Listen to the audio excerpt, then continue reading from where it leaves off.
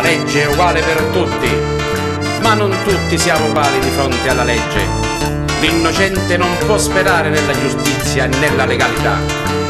La vendetta contro coloro che ci hanno fatto del male è giusta. Genti non ti faciti maraviglia, su tempo passa e la gira squaglia, talu governo un cenno parapiglia, non si rinesce mi si brucia paglia, e questo non è gioco di figlioli, Peppino è un giovane che vali, e a spina che si tiene in talo cuori, o prima o dopo si la fa cacciare.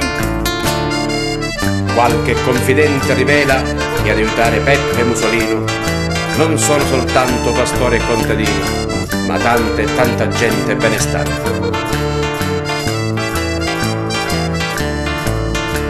Si cercano un rimedio, trattativa, ma Peppe mi s'arrende, non ci stava, e ogni tanto Ren ci scriveva, sperando che la grazia ci arrivava, ma lo governo male rispondeva, cangiando ispettori e delegati, facendo azioni repressiva, i meglio amici vennero arrestati.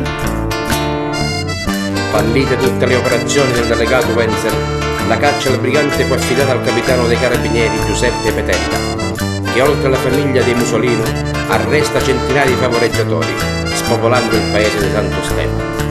La caccia ora si fece più dura, e la vita ai Peppe sempre più amara, con amici e parenti in sepoltura, la sta pagando proprio tanto cara.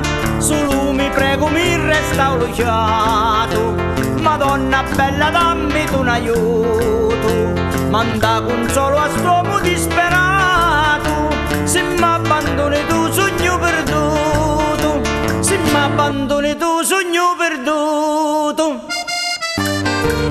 Madonna bella la montagna, guarda lo cuore st'uomo disperato, te prego dammi un aiuto, se m'abbandoni